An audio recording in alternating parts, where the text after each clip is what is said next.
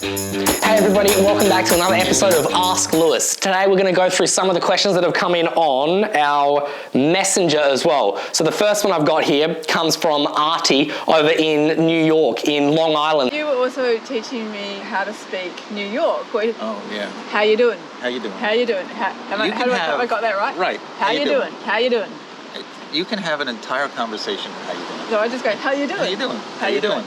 How you doing? How you doing? How you doing? How you doing? No. Oh, If you can't see, say that? wait a minute. If you see someone attractive, all right, and it goes, how you doing? So you have to hit the connotation correct. So if I say, how you doing, that means I find the person. Exactly. What if you don't find them attractive and you just like... Yeah, how you doing? How you doing? How you doing? Oh, You so that's just like, I'm quick, like... how you doing? How you and you doing? don't. So you can get the mood of somebody or how you feel about them by the, Right. how you doing? And how you doing? How you doing? How you doing? I also feel like I have to say, how you doing? Anyway, that's my Australian accent of a New York. I think that's cool. Anyway, jumping into Artie's excellent question here is, okay, here is something for both you and Lewis. Hard, fast ride on Saturday, hydrated during the ride, plenty of nutrition during, wake up Sunday, legs are tired. What should I have done to prevent this? Rode Sunday, but my legs were not happy. Great question, actually. I had a sports scientist friend of mine who said that there's a triangle of different things that you need to do, as in there's three main points that you need to make sure you hit on the bike ride. You've got to have glucose, you've got to have potassium, and you've got to have sodium. I think you could also include magnesium into that same little corner there as well. I think sodium is more of a almost like a repair, but magnesium is like a prevention kind of thing. So if you've got magnesium tablets, I think Serafina has them or has them in her water. So that triangle, glucose can come from fruits, from dates, from oats, from all these sorts of things. And then potassium, I suppose bananas. And then, like we said, sodium and magnesium. Sodium is really just the science word for salt. I remember once upon a time, I went for a bike ride, a little bit different to what Artie is saying here, but still I think it's quite similar. I went for a bike ride, I did a lot of hills, up and down and up and down and up and down, and then I eventually was going up the hill and I got a cramp in my leg where my leg completely locked straight and I couldn't bend it. So I eventually had to try and bend my leg a little bit. I rolled down to the closest coffee shop and I sat down there at the table completely bonked. I was completely out of energy. So I got the salt shaker off of the table and I got a glass of water and I poured the whole salt shaker into it and bottoms up, and I had that and it tasted like I crashed my surfboard. It was absolutely horrible, but it saved my legs because it was the sodium, the salt, so it was more of a repair kind of thing. Serafina has magnesium, which is more of a during, a before, a preparation for the ride.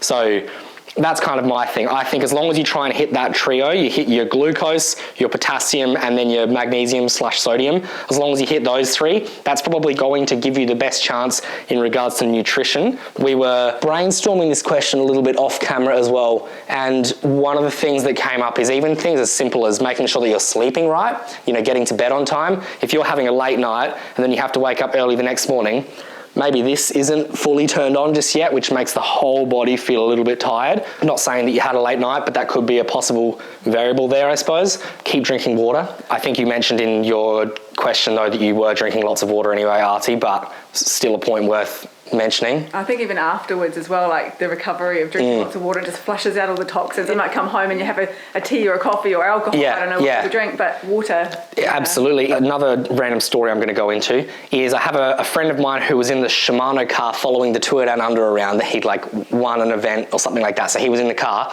And when you're watching the Tour de France and the Giro d'Italia and all these amazing bike races, you'll notice that a lot of the riders all have, they call them nature breaks, which is really just a chance for them to pull over on the side of the road and have a wee.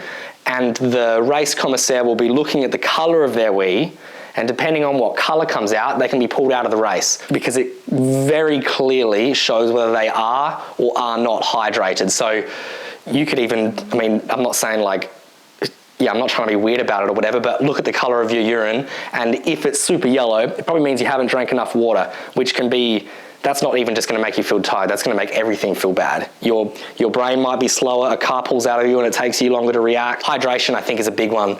That's huge because I've heard that a lot of the accidents that happen, just people out in the traffic, doesn't have to be a pro or anything like that, that it's because they're tired, they're dehydrated and the fatigue comes in. So, when you're out riding and you drink some, you're like, oh, I'm tired, drink a bottle of water suddenly you got energy again. Yeah, I have another friend of mine who says that he likes to have a mouthful of water every 15 minutes, regardless of whether he feels like he needs it. He has a thing set up on his Garmin, so it beep every 15 minutes, beep, beep, and it reminds him, okay, quick mouthful of water, regardless of whether he thinks he needs it or not. He keeps having water quite regularly, so hydration is probably a big part, although I know that you said in your comment you did have lots of water. I understand that. Still a point worth covering, I think. Yeah, and actually with the magnesium, I take a magnesium tablet with me for a long ride. So when I did like that 300 Ks, like I took magnesium and had it during the ride. And lots of people think, oh, that's odd because isn't it going to make you sleepy? But it doesn't. It actually does something to your muscles and your body that it just, I don't know if it relaxes it or it feeds it. And suddenly you've got more energy because you've had the magnesium. You don't get the tired legs. So Interesting. I honestly am not super familiar with the topic about magnesium versus sodium, but I often, there's probably a bit of a Venn diagram. They probably cross over a little bit there, but yeah, I think, sodium and magnesium are very important, but then talking about eating and nutrition in that sense, like your consumables to help you last longer and feel better the next day, again, back to that triangle, glucose, potassium, and sodium/magnesium. I learned that from a sports scientist friend of mine, so I'm not going to try and argue with him about that. I hope that answers your question a little bit, Artie, from Long Island. How you doing? How you doing? How you doing? Yeah. Did we say that right? You need to tell us. How's our American accent going? How you doing? Yeah. How you doing? You did it really deep before. How you doing? Oh dear. All right, perfect. We're New Yorkers. Yeah. Yeah, cool. Awesome, right. See you guys. Bye. See ya.